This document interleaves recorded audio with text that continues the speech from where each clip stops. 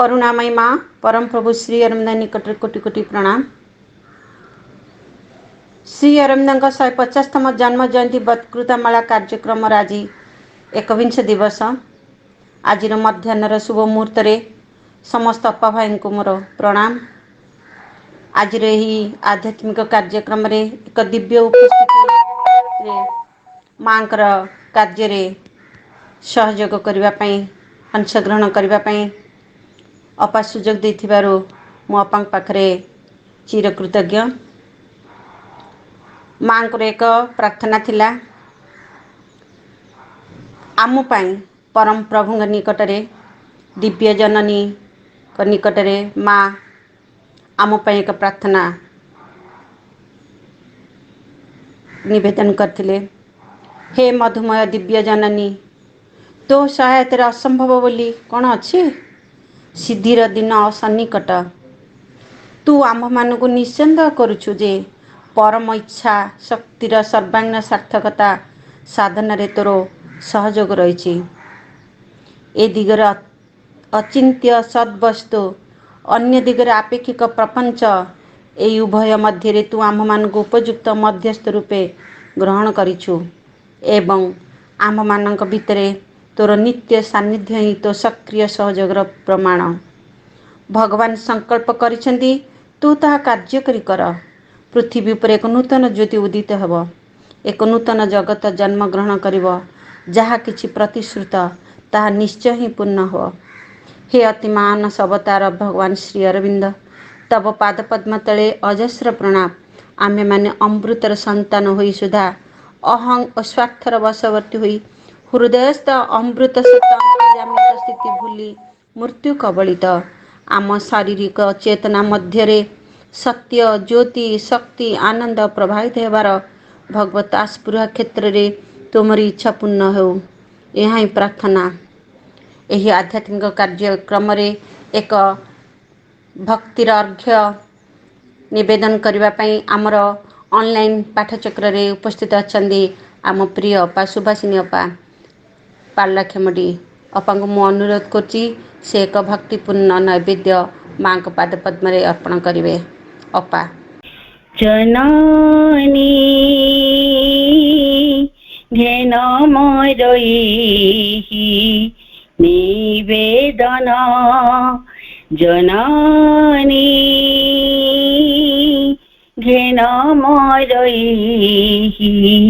निवेदन, नियतोली मते तुमरी चरणे, नियतोली मते तुमरी चरणे, शुद्ध करी मोर मन प्राण, घेन मोरई निवेदन, जननी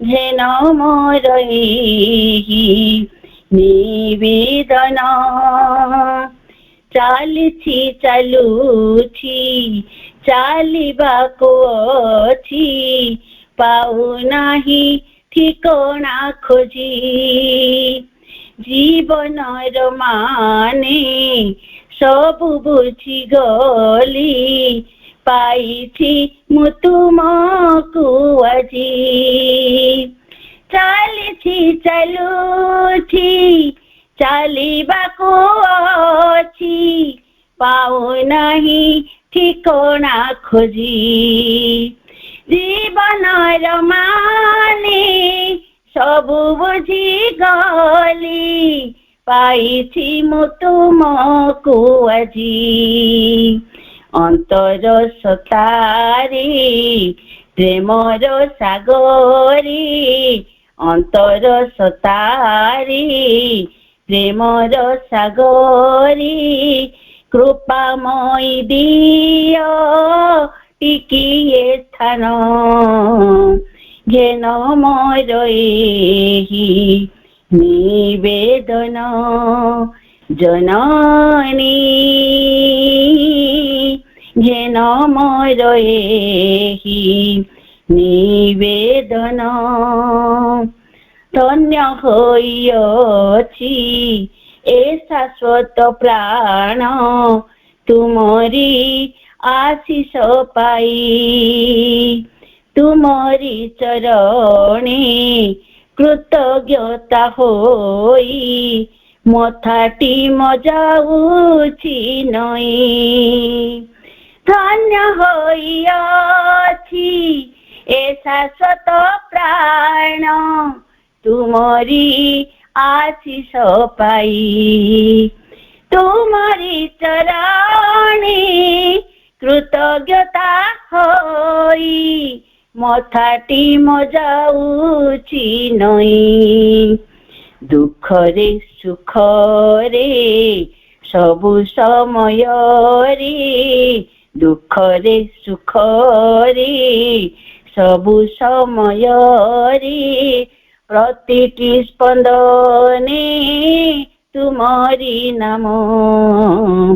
ଘେନ ମୋର ଏହି ନିବେଦନ ଜନନୀ। ଘେନ ମୋର ଏହି ନିବେଦନ, ଘେନ ମୋର ଏହି ନିବେଦନ, ଘେନ ମୋର ଏହି ନିବେଦନ। ଧନ୍ୟବାଦ ଅପା।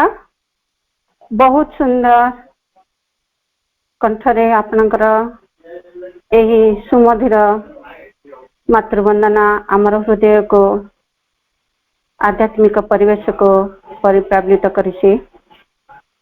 ହେ ପୂର୍ଣ୍ଣ ଜଗର ସାଧକ ପୁଣ୍ୟାତ୍ମା ଶ୍ରୀ ଅରବିନ୍ଦ, ତବ ସାଧନାର ଫଳ ସ୍ୱରୂପ ଷଷ୍ଠ ଦେବତା ମାନଙ୍କ ମଧ୍ୟରୁ ଆମ୍ଭେମାନେ ଅତି ମାନସ ସତ୍ୟ ଚେତନା ଧାରଣ କରି ପୁନଃ ଜନ୍ମ ନେଇ ଅତି ମାନସ ଦିବ୍ୟ ଜୀବନ ଯାପନ କରିବାର ଆସ୍ପୃହା ଫଳପ୍ରଦ ସକାଶେ ଅନ୍ତରାତ୍ମାର ଅନ୍ୱେଷଣରେ ପ୍ରବୃତ ଏବଂ ଚୈତ୍ୟ ସତ୍ତା ହିଁ ମନ, ଜ୍ଞାନ, ଶକ୍ତି ଓ ଇନ୍ଦ୍ରିୟ ଆଦିକୁ ପରମ ଦିଗରେ ପ୍ରଚୋଦିତ ପ୍ରଭାବିତ କରିବାର ଅଭ୍ୟାସ ଜାରି ରଖିବାର ସଂକଳ୍ପ ତୁମରି ବାଞ୍ଛା ଅନୁସାରେ ହେଉ।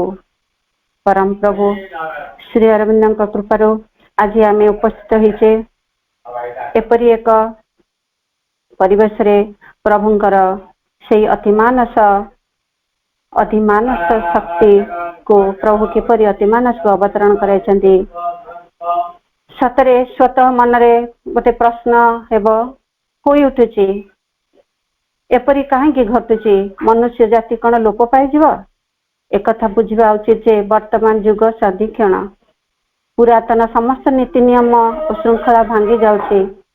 ପୁରାତନ ଯୁଗ ଚାଲି ଯାଉଛି ଏବଂ ନୂତନ ଯୁଗ ଆସିବାକୁ ଚେଷ୍ଟା କରୁଛି। ଏହିପରି ସନ୍ଧିକ୍ଷଣର ଦ୍ୱାରଦେଶରେ ଆମେ ଆଜି ଉପସ୍ଥିତ ହୋଇଛୁ। ଏକଥା ବି ଠିକ ଯେ ପୁରାତନ ଯୁଗ ସମ୍ପୂର୍ଣ୍ଣ ରୂପେ ଚାଲିଯାଏ ନାହିଁ, ଅର୍ଥାତ୍ ନୂତନ ଯୁଗର ଧାରା ପୁରାତନ ଯୁଗକୁ ତଡ଼ି ଦେଇ ପାରିବ ନାହିଁ। ପରସ୍ପର ମଧ୍ୟରେ ଗୋଟେ ଯୁଦ୍ଧ ଯେପରି ଲାଗି ରହିଛି, ଏକଥା ମନୁଷ୍ୟ ନ ବୁଝି ପାରିଲେ ମଧ୍ୟ ତାହାର ଚାପ ଅନୁଭବ କରୁଛି। ଏହି ଚାପ ହିଁ ମନୁଷ୍ୟର ବ୍ୟକ୍ତିଗତ ଜୀବନ, ସାମୂହିକ ଗୋଷ୍ଠୀଗତ ଜୀବନକୁ ଅସ୍ତବ୍ୟସ୍ତ କରି ପକାଉଛି। ଏପରି ସମୟରେ ମନୁଷ୍ୟକୁ ଅଗ୍ରଗତି କରିବାର ଅଦ୍ଭୁତପୂର୍ବ ସୁଯୋଗ ଆସିଛି। ମନୁଷ୍ୟ ଇଚ୍ଛା କଲେ ଏହି ପୁରାତନ ଦୁନିଆ ଭିତରୁ ବାହାରି ଗୋଟେ ଲମ୍ପ ଦେଇ ନୂତନ ଜଗତ ମଧ୍ୟରେ ପ୍ରବେଶ କରିପାରିବ। ମାଙ୍କର ଏକ ବାଣୀ ଅଛି, blessed are those who take a leap towards the future, ଅର୍ଥାତ୍ ସେଇମାନେ ଆଶୀର୍ବାଦର ଯୋଗ୍ୟ ଯେଉଁମାନେ ଭବିଷ୍ୟତ ଆଡ଼କୁ ଲମ୍ପ ଦେଇ ପାରନ୍ତି। ପରମ ପ୍ରଭୁ ଶ୍ରୀ ଅରବିନ୍ଦ ଦୀର୍ଘ କାଳ ଧରି ତପସ୍ୟା କରି ଏହି ଉର୍ଦ୍ଧ୍ୱ ଲୋକରୁ ସେହି ଦିବ୍ୟ ଅତିମାନସ ଶକ୍ତିକୁ ଅବତରଣ କରାଇଛନ୍ତି। ବର୍ତ୍ତମାନ ପୃଥିବୀ ବାତାବରଣ ମଧ୍ୟରେ ଏହି ଶକ୍ତି କ୍ରିୟାଶୀଳ। ଏହି ଶକ୍ତି ପାଖରେ ନିଜକୁ ଖୋଲି ଧରିବା ଦ୍ୱାରା ହିଁ ପ୍ରତ୍ୟେକ ସମସ୍ୟାର ସମାଧାନ ହୋଇପାରିବ। ପ୍ରଭୁଙ୍କର କାର୍ଯ୍ୟରେ ଆମେମାନେ କେବଳ ସହଯୋଗ ହେବା, ପ୍ରଭୁଙ୍କୁ ଭଲ ପାଇବା। ଏହି ପୂର୍ଣ୍ଣ ଯୋଗର ସିଦ୍ଧି ପୁଣ୍ୟାତ୍ମା ଶ୍ରୀ ଅରବିନ୍ଦଙ୍କର ଅଧିମାନସ ଅବତରଣ, ତାପରେ ତାହାକୁ ଅତିମାନସ ଆଡ଼କୁ ନେବା କାର୍ଯ୍ୟକ୍ରମ ଉପରେ ଆଲୋଚନା ଆଜି ରଖାଯାଇଛି। ଆମର ଏହି ଆଲୋଚନାରେ ଅଂଶଗ୍ରହଣ କରିବା ପାଇଁ ଆମ ପାଖରେ ଉପସ୍ଥିତ ଅଛନ୍ତି ଆମର ପ୍ରିୟ ଭାଇ ପ୍ରତାପ ଭାଇକୁ ମୁଁ ଅନୁରୋଧ କରୁଛି ସେ ଆଜିର ଆଲୋଚନା ରଖିବେ। श्रीमाता शरणं मम श्री अरविंद शरणं मम। उपस्थित समस्त मातृसंतान माने गोटे विशेष वर्षर आरंभ हो जाइछि एवं ताहार 21तम दिन रे आमे उपस्थित हो गलेनी। आंभ मानकर सौभाग्य आंभे माने परम प्रभुंकर 150तम जन्मवार्षिकी को यथेष्ट आगरू पालिबा को आरंभ करिछि एवं ए पालिबार उद्देश्यटी होछि एक विशेष दिन रे विशेष शक्तिर अवतरण घटे एवं से विशेष शक्ति को ग्रहण करिबा पाई आंभ मानकर विशेष रूप से प्रस्तुति आवश्यक। तेणु आंभे माने विभिन्न कार्यक्रम माध्यम रे निजको से शक्ति प्रति उन्मुक्त करुछे, निजको उन्मिलित करुछे, जा फल रे से शक्तिर अवतरण रे आंभे माने जेपरी ग्रहणशील हो। आजिर जो विषय वस्तुटी रखाई श्री अरविंदଙ୍କ सिद्धि दिवस एवं अतिमानस सिद्धि एवं अधिमानस सिद्धि। श्री अरविंदଙ୍କ जीवन जदि आमे अनुध्यान करिबा ताहले प्रत्येक क्षेत्र रे जो क्षेत्र रे से पाद देइछंती प्रत्येक क्षेत्रर शीर्ष को जाइछंती एवं से शीर्ष रे अटकी जाई नाहंती। से शीर्ष रे जाई से आउ गोटे भूमि रे पाद देइछंती। जेपरी तांको जीवन रु आरंभ करिबा ताहले तांको पाठ पढ़ा गोटे प्रवीण छात्र हिसाब रे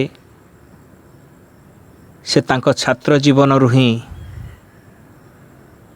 निज नाम रखिछंती एवं तांको प्रवीणतार परम पराकाष्ठा जेतेबेले आईसीएस परीक्षा रे से उत्तीर्ण होती सेतेबेलकू से तांको पाठ पढ़ार सर्वश्रेष्ठ फल जो आईसीएस परीक्षा रे पास हो जिबा ताकू से परित्याग करुचंती एवं घोड़ा चढ़ा परीक्षा दउ नाहंती। तापरे से बरोदा आसुचंती। बरोदा महाराजांको पाखरे विभिन्न पदवी रे से कार्य करुचंती एवं सेठी मध्य अन्य मानक द्वारा तांकर कार्यटी बहुत आदृत होउछि। से जणे भल उच्च पदस्थ अधिकारी एवं जणे भल शिक्षाविद हेला बेलकू से सही पद गुड़ी को त्याग करुछंती एवं देश मातृकारे सेवारे लगी जाउछंती एवं सही समय रे देश मातृका कार्य कला बेले ओ पूरा भारत रे एक श्रेष्ठ राजनैतिज्ञ श्रेष्ठ देशप्रेमी भाव रे उभा होउछंती एवं से श्रेष्ठता को पाइला परे से आउ गोटे आह्वान पाउछंती एवं ताकू मध्य परित्याग करुछंती। पुणी से गोटे समय आसुछि जो समय रे सही समय रे जहा पृथ्वी चेतना पाई सर्वश्रेष्ठ चेतना थिला से अतिमानस चेतना को निज स्थूल देहरे उतारी आनिछंती। पुणी ताकू नहीं लगी पड़िछंती ପ୍ରକୃତରେ ଯାହା ପାଇଁ ସେ ଜନ୍ମ ହୋଇଛନ୍ତି ସେଇ ସିଦ୍ଧି ସକାଶେ। ସିଦ୍ଧି ସହିତ ମଧ୍ୟ ଶ୍ରୀ ଅରବିନ୍ଦଙ୍କ ସିଦ୍ଧି ବିଷୟରେ ଯଦି ଆମେ ଆଲୋଚନା କରିବା ତାହେଲେ ଯେଉଁଦିନ ସେ ଭାରତରେ ପହଞ୍ଚିଲେ ସେଦିନ ହିଁ ତାଙ୍କର ଗୋଟିଏ ସିଦ୍ଧିଟି ହେଇଥିଲା। ଆପୋଲୋ ବନ୍ଦରରେ ଯେତେବେଳେ ଦେଶମାତୃକାର କୋଳରେ ନିଜର ପ୍ରଥମ ପାଦଟି ପକାଇଛନ୍ତି ସେହି ସମୟରେ ଏକ ବିଶାଳ ଶାନ୍ତି ଆସି ତାଙ୍କ ମସ୍ତକୁ ମଣ୍ଡିତ କଲା। ସେ ଶାନ୍ତି ତାଙ୍କୁ ସ୍ଥାୟୀ ଭାବରେ ସବୁବେଳେ ଆବୃତ କରି ରଖିଲା। ଏଇଟା ମଧ୍ୟ ଗୋଟେ ସିଦ୍ଧି କୁହାଯାଇପାରିବ। ପୁଣି ଯେତେବେଳେ ଗୋଟେ ମିଥ୍ୟା କେସ୍ରେ ଜେଲ୍ ଭିତରେ ଅଛନ୍ତି, ସେଇ ଜେଲ୍ ଭିତରେ ଥିଲାବେଳେ ସବୁ ଭିତରେ ଭଗବାନଙ୍କୁ ଦେଖୁଛନ୍ତି। ବାସୁଦେବ ସର୍ବମିତି ସେଇ ଉପଲବ୍ଧି ତାଙ୍କର ହେଇଛି। ସେଇ ପ୍ରକାର ଗୋଟେ ସିଦ୍ଧିଟିଏ ହେଇଛି। ସବୁଥିରେ ସେ ବାସୁଦେବଙ୍କୁ ପ୍ରତ୍ୟକ୍ଷ କରୁଛନ୍ତି। ଏପରିକି ସେ ନ୍ୟାୟାଳୟ ଭିତରେ ତାଙ୍କ ପକ୍ଷ ଓକିଲ, ତାଙ୍କ ପ୍ରତିପକ୍ଷ ଓକିଲ, ବିଭିନ୍ନ ସାକ୍ଷୀ, ଏପରିକି ନ୍ୟାୟାଧୀଶଙ୍କ ଭିତରେ ମଧ୍ୟ ସେ ଭଗବାନଙ୍କୁ ଦେଖୁଛନ୍ତି, ଶ୍ରୀକୃଷ୍ଣଙ୍କୁ ଦେଖୁଛନ୍ତି। ଏଇଟା ମଧ୍ୟ ଗୋଟେ ସିଦ୍ଧି କୁହାଯାଇପାରେ। ଏବଂ ସେ ଯୋଗ ଶିକ୍ଷା କରିବାକୁ ଯେତେବେଳେ ଆରମ୍ଭ କରିଛନ୍ତି, ତାଙ୍କୁ ବିଷ୍ଣୁ ଭାସ୍କର ଲେଲେ ଯେତେବେଳେ ଯୋଗ ଶିକ୍ଷା ଦେଉଛନ୍ତି, ସେହି ସମୟରେ ଜୀବନ ସାରା ପରିଶ୍ରମ କରି ଯେଉଁ ସିଦ୍ଧିଟି ବିଷ୍ଣୁ ଭାସ୍କର ଲେଲେ ପାଇଥିଲେ, ସେଇ ସିଦ୍ଧିଙ୍କୁ ସେ 3 ଦିନ ଭିତରେ ଅକ୍ତିଆର କରିଛନ୍ତି ଏବଂ ମନକୁ ପୁରାପୁରି ଶୂନ୍ୟ କରିଦେଇ ପାରିଛନ୍ତି। କୌଣସି ସିଦ୍ଧି ତାଙ୍କ ପାଇଁ କଷ୍ଟକର ନଥିଲା। ସବୁକିଛି ସିଦ୍ଧିକୁ ସେ ଆୟତ୍ତ କରିପାରୁଥିଲେ, କିନ୍ତୁ ତହିଁରେ ସେ ଅଟକି ଯାଇନଥିଲେ। ତେଣୁ କିନ୍ତୁ ବର୍ତ୍ତମାନ ଆମେ ଯେଉଁ ସିଦ୍ଧି କଥା ଆଲୋଚନା କରିବା, ପ୍ରଥମେ ଅଧିମାନସ ସିଦ୍ଧି, ତାପରେ ଆମେ ଅତିମାନସ ଆଡ଼କୁ ଯିବା। ଶ୍ରୀମା ଶ୍ରୀ ଅରବିନ୍ଦ ଯେଉଁ ପଥରେ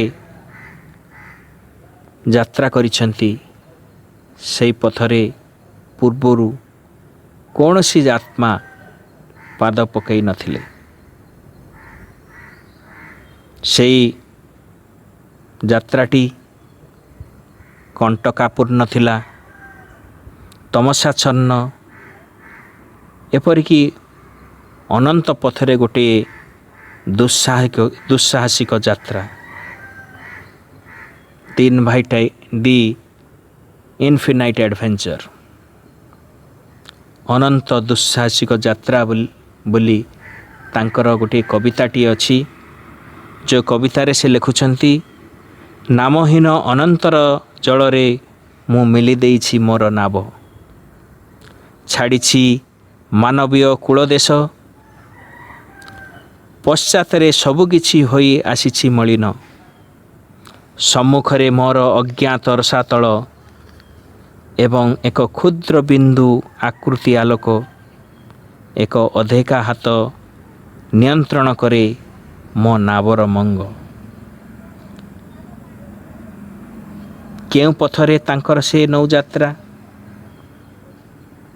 beyond the invisible height no soul has trod. ବହୁ ଦୂରେ ଅଦୃଶ୍ୟ ସେ ଉଚ୍ଚତାରେ ପଡ଼ିନାହିଁ ଚରଣ କାହାର। ସେଇ ଦୁର୍ଗମ ସେଇ ପଥରେ ଯାତ୍ରା କରୁ କରୁ ଅବଶେଷରେ ଆସେ ଉପଲବ୍ଧି। ଇପ୍ସିତ ଲକ୍ଷ୍ୟ ପ୍ରାପ୍ତ ହୁଏ, ସିଦ୍ଧିର ଆଲୋକରେ ଅଧ୍ୟୁଷିତ ହୁଏ ଯୋଗସିଦ୍ଧ ତପସ୍ୱୀ। କିନ୍ତୁ ସେ ସିଦ୍ଧି ତ ବ୍ୟକ୍ତିଗତ ନୁହେଁ, ବିଶ୍ୱଗତ। ଯେଉଁ ଅନୁଗାମୀ ସଚେତନ ଥାଏ, ସେହି ଆଲୋକର ସ୍ପର୍ଶ ସେ ସ୍ୱତଃ ପାଏ, ଅଥବା ସୂକ୍ଷ୍ମ ସ୍ଥୂଳ ଉପାୟରେ ଯେଉଁଠି ଯେପରି ପ୍ରୟୋଜନ, ତପସ୍ୱୀ ତା'ର ତପସ୍ୟା ଲବ୍ଧ ଉପଲବ୍ଧିକୁ ଜ୍ଞାପନ କରାଏ ତା'ର ଶିଷ୍ୟବର୍ଗଙ୍କୁ। 1926 ମସିହା ନଭେମ୍ବର ମାସ 24 ତାରିଖ ଦିନଟି ବିଶ୍ୱ ଆଧ୍ୟାତ୍ମ ଇତିହାସରେ ଏକ ପୁଣ୍ୟବହ ଦିବସ। ସେହି ବିଶେଷ ଦିବସରେ ଶ୍ରୀ ଅରବିନ୍ଦ ଓ ଶ୍ରୀମା ଲାଭ କଲେ ଅତିମାନସ ସିଦ୍ଧି। ସମଗ୍ର ବିଶ୍ୱରେ ଅବତରଣ କଲା ଅଧିମାନସ ଚେତନା, ଜ୍ୟୋତି ଓ ଶକ୍ତି। କିନ୍ତୁ ଯାତ୍ରା ସେଠି ଶେଷ ହେଲା ନାହିଁ। ଲକ୍ଷ୍ୟ ଯେ ଅତିମାନସ ଲାଭ। ଅତିମାନସ ପ୍ରାପ୍ତି ରୂପକ ଲକ୍ଷ୍ୟ ପଥରେ ଅଧିମାନସ ସିଦ୍ଧି ଏକ ବିଶିଷ୍ଟ ଆଲୋକ ସ୍ତମ୍ଭ ନିଶ୍ଚୟ। ଏହି ବିଶେଷ ଦିବସଟି ସମ୍ପର୍କରେ 1935 ମସିହା ଅକ୍ଟୋବର ମାସରେ ଶ୍ରୀ ଅରବିନ୍ଦ ଲେଖିଥିଲେ, 1926 ମସିହା ନଭେମ୍ବର 24 ତାରିଖରେ ଶାରୀର ଚେତନାରେ କୃଷ୍ଣଙ୍କର ଅବତରଣ ଘଟିଥିଲା। କୃଷ୍ଣ ଅତିମାନସ ଆଲୋକ ନୁହନ୍ତି। କୃଷ୍ଣଙ୍କର ଅବତରଣର ଅର୍ଥ ହେବ ଅତିମାନସର ଦେବତାଙ୍କର ଅବତରଣ, ଯେ କି ନିଜେ ନ ହେଲେ ମଧ୍ୟ ଅତିମାନସ ତଥା ଆନନ୍ଦର ଅବତରଣ ନିମିତ୍ତ ପ୍ରସ୍ତୁତି ସାଧନ କରୁଛନ୍ତି। କୃଷ୍ଣ ହେଲେ ଆନନ୍ଦମୟ। କ୍ରମ ବିକାଶକୁ ଅଧିମାନସ ମଧ୍ୟ ସେଇ ଦେଇ ଆନନ୍ଦ ଅଭିମୁଖେ ପରିଚାଳିତ କରିବାରେ ସେ ସହାୟତା କରୁଛନ୍ତି। ଶ୍ରୀ ଅରବିନ୍ଦ ଆଶ୍ରମରେ ଏହି ପୁଣ୍ୟମୟ ଦିବସରେ ଉପସ୍ଥିତ ଥିବା ସାଧକ ସାଧିକାମାନେ କିପରି ଏହି ବିଶେଷ ଦିବସଟିକୁ ମାଙ୍କର ଇଚ୍ଛାକ୍ରମେ ଉତ୍ସବ ଆକାରରେ ଧ୍ୟାନ ସମାରୋହରେ ପାଳନ କରିଥିଲେ, ତା'ର ବିବରଣୀ କେତେଜଣ ପ୍ରତ୍ୟକ୍ଷଦର୍ଶୀଙ୍କ ଲେଖାରୁ ମିଳେ। ଏ ବି ପୁରାଣୀ ଲେଖନ୍ତି, ସର୍ବଶେଷରେ ଉପସ୍ଥିତ ହେଲା ସେହି ମହାନ ଦିବସ। ନଭେମ୍ବର ମାସ ଆରମ୍ଭରୁ ଉଚ୍ଚତର ଶକ୍ତିର ଚାପ ଅସହ୍ୟ ହେବାକୁ ଆରମ୍ଭ କଲା। ଯେଉଁ ଦିବସଟି ପାଇଁ ମା ଦୀର୍ଘ ଏତେ ବର୍ଷ ପ୍ରତୀକ୍ଷା କରିଥିଲେ, ତାହା ଆସିଲା ନଭେମ୍ବର 24 ତାରିଖରେ। ସୂର୍ଯ୍ୟ ପ୍ରାୟ ଅସ୍ତ ଗଲେଣି ଓ ପ୍ରତ୍ୟେକ ନିଜ କର୍ମରେ ବ୍ୟାପୃତ। କେହି କେହି ଯାଇଛନ୍ତି ସମୁଦ୍ର ବେଳାକୁ ସାନ୍ଧ୍ୟ ଭ୍ରମଣ ଉଦ୍ଦେଶ୍ୟରେ। ସେତିକିବେଳେ ମା ସମ୍ବାଦ ପଠାଇଲେ, ସମସ୍ତ ସାଧକ ଯେପରି ଯଥାଶୀଘ୍ର ସମ୍ଭବ ଆସି ସେହି ବାରଣ୍ଡାରେ ଉପସ୍ଥିତ ହୁଅନ୍ତି, ଯେଉଁଠି ସାଧାରଣତଃ ଧ୍ୟାନ ଅନୁଷ୍ଠିତ ହୁଏ। ସମସ୍ତ ନିକଟରେ ଏହି ବାର୍ତ୍ତା ପହଞ୍ଚିବାକୁ ବେଶୀ ସମୟ ଲାଗିନଥିଲା। ସନ୍ଧ୍ୟା 6ଟା ମଧ୍ୟରେ ଅଧିକାଂଶ ଶିଷ୍ୟ ଉପସ୍ଥିତ ହୋଇଯାଇଥିଲେ। ଅନ୍ଧକାର ହୋଇ ଆସୁଥାଏ। ବାରଣ୍ଡାରେ ଶ୍ରୀ ଅରବିନ୍ଦଙ୍କ ଦ୍ୱାରା ନିକଟସ୍ଥ ବାରଣ୍ଡାରେ ଶ୍ରୀ ଅରବିନ୍ଦଙ୍କ ଦ୍ୱାର ନିକଟସ୍ଥ କାନ୍ଥରେ ତାଙ୍କ ଉପବେଶନ ନିମନ୍ତ ଉଦ୍ଦିଷ୍ଟ ଚୌକିର ଠିକ୍ ପଶ୍ଚାତ ଭାଗରେ ଏକ କୃଷ୍ଣ ରଙ୍ଗର ରେଶମୀ ପର୍ଦ୍ଦା ଝୁଲୁଥାଏ। ସେଥିରେ ସୁନେଲି ଲଙ୍ଗର ରେସ୍ରେ 3ଟି ଚୀନ ଦେଶୀୟ ପକ୍ଷଯୁକ୍ତ କଳ୍ପିତ ସର୍ପ ସେବନ କରାଯାଇଥାଏ। ସେହି 3ଟି ସର୍ପ ଏଭଳି ସଜ୍ଜିତ ହୋଇଥାନ୍ତି ଯେ ଗୋଟିକର ଲାଞ୍ଜ ଅନ୍ୟଟିର ମୁଖ ପର୍ଯ୍ୟନ୍ତ ପହଞ୍ଚୁଥାଏ। 3ଟି ସର୍ପର ଚିତ୍ରରେ ପର୍ଦ୍ଦାର ଏକ ପ୍ରାନ୍ତରୁ ଅନ୍ୟ ପ୍ରାନ୍ତ ଆଚ୍ଛାଦିତ ହୋଇଥାଏ। ପରେ ଆମେ ଜାଣିବାକୁ ପାଇଲୁ, ଚୀନ ଦେଶରେ ଏକ ଭବିଷ୍ୟବାଣୀ ଅଛି ଯେ ଯେତେବେଳେ 3ଟି ସର୍ପ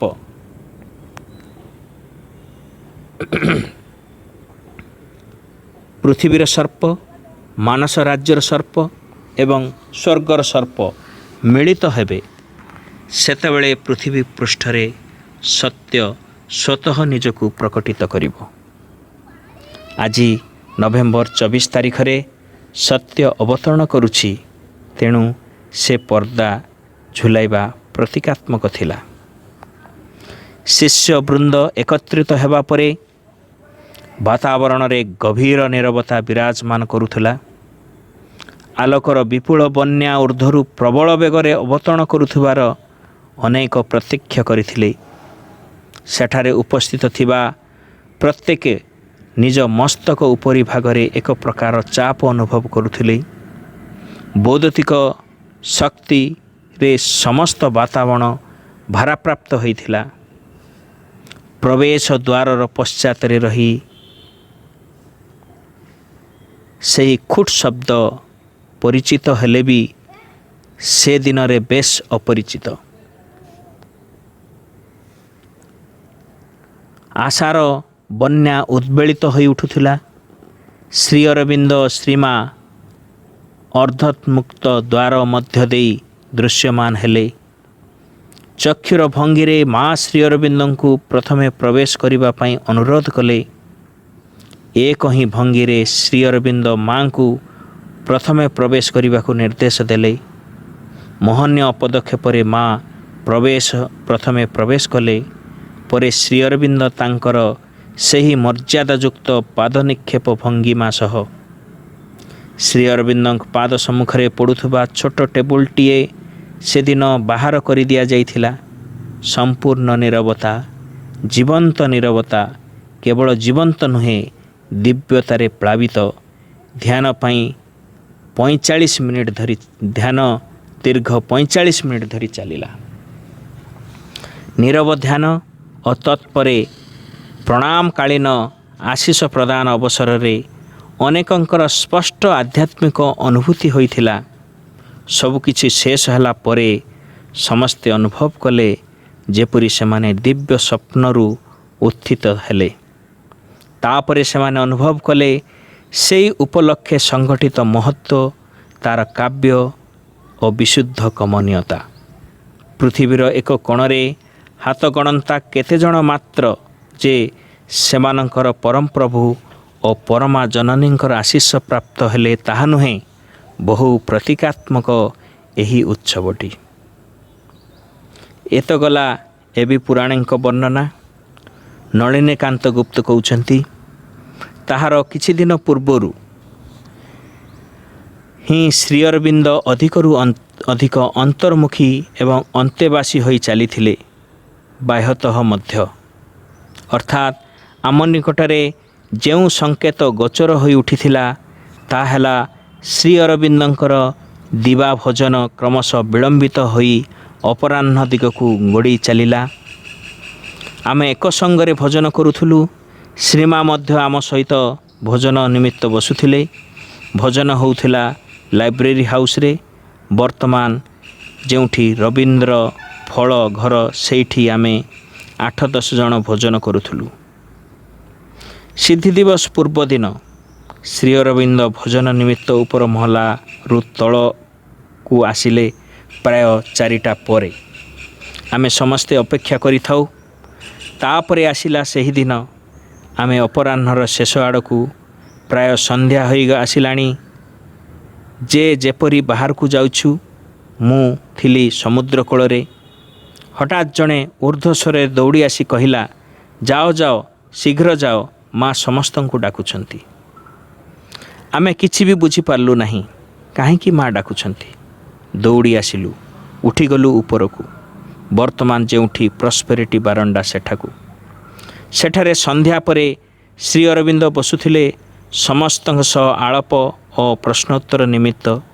ମୋର ଉପରକୁ ଉଠି ଦେଖେ ଅପରୂପ ଦୃଶ୍ୟ। ଶ୍ରୀ ଅରବିନ୍ଦ ବସିଛନ୍ତି ଚୌକିରେ, ମା ତାଙ୍କ ପାଦ ନିକଟରେ। 2 ଜଣ ହିଁ ମୁଖ କରିଛନ୍ତି ଆମ ଆଡ଼େ। ମୁଁ ଅନାଇ ଦେଖିଲି ସମସ୍ତେ ଅଛନ୍ତି କି ନାହିଁ। ଦେଖିଲି ସତ୍ୟେନ୍ଦ୍ର ନାହିଁ। କହିଲି, ସତ୍ୟେନ୍ଦ୍ର ଆସିନାହିଁ, ଡାକିବି କି? ମା କହିଲେ, ୟେସ୍, ଅଲ୍। ହଁ, ସମସ୍ତଙ୍କୁ ଡାକ। ସମସ୍ତଙ୍କୁ ଡକା ହେଲା। ସମସ୍ତେ ଉପସ୍ଥିତ। ଆମେ ସମସ୍ତେ ବସିଲୁ। ଏକ ସ୍ୱର୍ଗୀୟ ଦୃଶ୍ୟ ପରିସ୍ଥିତି। ଶ୍ରୀ ଅରବିନ୍ଦ ଚୌକିରେ ବସିଛନ୍ତି। ତାଙ୍କ ସମ୍ମୁଖରେ ମା ଭୂମି ଉପରେ ଆମ ଆଡ଼େ ମୁଖ କରି। ସମ୍ମୁଖରେ ଆମେ ସମସ୍ତେ। ଶ୍ରୀ ଅରବିନ୍ଦ ବାମ ହସ୍ତ ସ୍ଥାପନ କରିଛନ୍ତି ମାଙ୍କର ମସ୍ତକ ଉପରେ ଓ ଅନ୍ୟ ହସ୍ତ ଅର୍ଥାତ୍ ଦକ୍ଷିଣ ହସ୍ତ ପ୍ରସାରିତ କରି ଆଶୀର୍ବାଦ ପ୍ରଦାନ କରୁଛନ୍ତି। ସମସ୍ତେ ନୀରବ, ସ୍ତବ୍ଧ, ଗମ୍ଭୀର ଓ ଉନ୍ମୁଖ। ଆମେ ସମସ୍ତେ ଶ୍ରୀମା ଶ୍ରୀ ଅରବିନ୍ଦଙ୍କୁ ଜଣ ଜଣ କରି ପ୍ରଣାମ କରି ଛିଡ଼ା ହେଲୁ। କିଛି ସମୟ ପରେ ସେମାନେ ଅଭ୍ୟନ୍ତରକୁ ଚାଲିଗଲେ। ସେହି ସମୟରେ ଦତ୍ତା ପ୍ରତ୍ୟାଦିଷ୍ଟ ହେଲା ଭଳି କହି ଉଠିଲେ, the Lord had descended, he has conquered death and sorrow, he has brought down immortality. ପ୍ରଭୁ ଅବତରଣ କରିଛନ୍ତି, ସେ ଜୟ କରିଛନ୍ତି ମୃତ୍ୟୁ ଓ ଦୁଃଖ କଷ୍ଟ, ସେ ଉତାରି ଆଣିଛନ୍ତି ଅମରତ୍ୱ। ଏହା ପରଠାରୁ ଶ୍ରୀ ଅରବିନ୍ଦ ଭିତରକୁ ଚାଲିଗଲେ, ଅର୍ଥାତ୍ ଆଉ ବାହାରକୁ ଆସି ସାନ୍ଧ୍ୟ ବୈଠକ କଲେ ନାହିଁ। ଏବେ ଶ୍ରୀମା ପ୍ରକଟ ହେଲେ। ଆମ ଆଦାନ ପ୍ରଦାନର ଆରମ୍ଭ ହେଲା ମାଙ୍କ ସହ। ନଭେମ୍ବର 24 ତାରିଖରେ ଧ୍ୟାନରେ ଉପସ୍ଥିତ 24 ଜଣ ସାଧକ ମଧ୍ୟରୁ ଜଣଙ୍କର ଦିନଲିପିରୁ କିଛି ବିବରଣୀ ଉଦ୍ଧୃତ ହୋଇଛି। ସେଇଠି ହେଲା 24 ତାରିଖର ଅପରାହ୍ନ 4ଟା ସମୟରେ ହେବ। ପ୍ରାୟ ମୁଁ ଆଶ୍ରମ ଯାଇଥିଲି। ବିଜୟ ନାଙ୍କ ଘରେ ଧ୍ୟାନ କରୁଥିଲି। ମହାନ ଏକ ଶକ୍ତି ଅବତରଣ କରିବାର ଚେଷ୍ଟା କରିଥିଲା, କିନ୍ତୁ ମୋର ମନେ ହେଉଥିଲା ଯେପରି ମୁଁ ଖଣ୍ଡ ଖଣ୍ଡ ହୋଇ ଭାଙ୍ଗି ପଡ଼ିବି। ଊର୍ଦ୍ଧ୍ୱତନ ସେହି ଶକ୍ତିର ଚାପ ମୋ ମସ୍ତକ ଉପରେ ଏତେ ପ୍ରବଳ, ଆଉ ମୋ ମସ୍ତକ ଉପରେ ପ୍ରତିରୋଧ ଏତେ ପ୍ରଚଣ୍ଡ, ଫଳତଃ ସେହି ଶକ୍ତିକୁ ମୁଁ ଗ୍ରହଣ କରିପାରିଲି ନାହିଁ, ଯଦିଓ ଚେଷ୍ଟାରେ ତ୍ରୁଟି କରି ନାହିଁ। ପ୍ରାୟ 5ଟା ବେଳ ଉପରକୁ ଅମୃତଙ୍କୁ ଡକା ପଡ଼ିଲା ଏବଂ ସେ ଓହ୍ଲାଇ ଆସିଲେ ଶ୍ରୀ ଅରବିନ୍ଦଙ୍କ ଜରୁରୀ ନିର୍ଦ୍ଦେଶ ନେଇ। ଶ୍ରୀ ଅରବିନ୍ଦଙ୍କ ଆଶୀଷ ନେବା ନିମନ୍ତେ ଭକ୍ତବୃନ୍ଦକୁ ଉପର ମହଲା ବାରଣ୍ଡାରେ ଏକାଠି ହେବାକୁ ହେବ। କଥାଟି ଶୁଣିବା ମାତ୍ରେ ମୁଁ ବାରିନ୍ଦାଙ୍କ ଘରକୁ ଗଲି ଓ ତାଙ୍କୁ କହିଲି ଯେ ବହୁ ପ୍ରତୀକ୍ଷିତ ଅବତରଣ ଆଜି ନିଶ୍ଚିତ ସାଧିତ ହୋଇଛି। ଶ୍ରୀମାଙ୍କ ଇଚ୍ଛା ବିଷୟ ସମସ୍ତଙ୍କୁ ଜଣାଇ ଦିଆଗଲା, ଏପରିକି ଗେଷ୍ଟ ହାଉସରେ ଯେଉଁମାନେ ଥିଲେ ସେମାନଙ୍କୁ ମଧ୍ୟ। କିନ୍ତୁ ଅନେକ ସେତେବେଳେ ସମୁଦ୍ର କୂଳକୁ ବୁଲିବାକୁ ଯାଇଥିଲେ, କେହି ଯାଇଥିଲେ ଫୁଟବଲ ଖେଳିବା ନିମିତ୍ତ। ଫଳତଃ ସେମାନଙ୍କୁ ଡାକିବାକୁ ଲୋକେ ଗଲେ ଓ ନିମ୍ନୋକ୍ତ ସମସ୍ତ ବ୍ୟକ୍ତି ଆଶ୍ରମରେ ସମବେତ ହେବା ପରେ ପ୍ରାୟ 6:30ଟାରେ ମୁଁ ଉପରକୁ ଗଲି।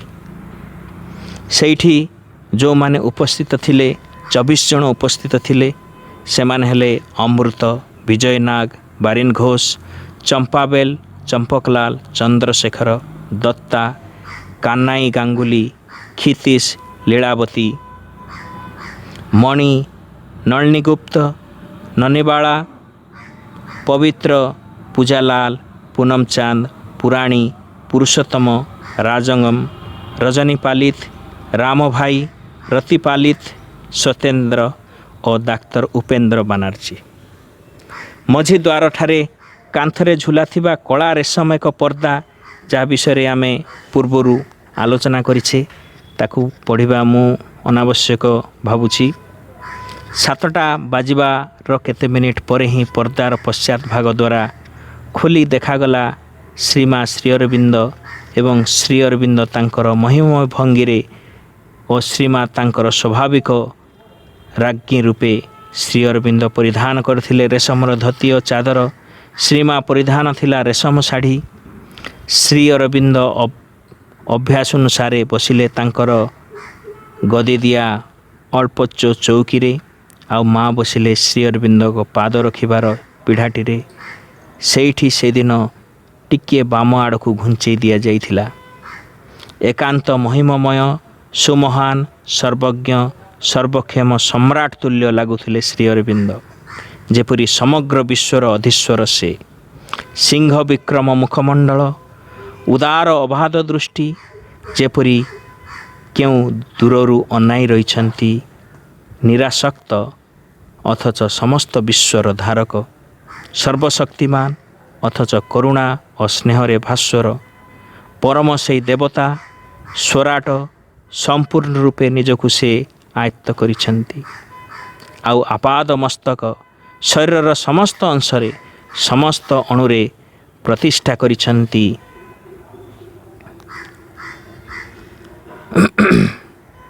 ସ୍ୱ ଆନନ୍ଦ ଓ ଆଲୋକ। ତାଙ୍କ ସର୍ବାଙ୍ଗରୁ ଆଲୋକ ପ୍ରେମ ଓ ଆନନ୍ଦ ଝରି ପଡ଼ୁଛି ସମଗ୍ର ସୃଷ୍ଟିରେ।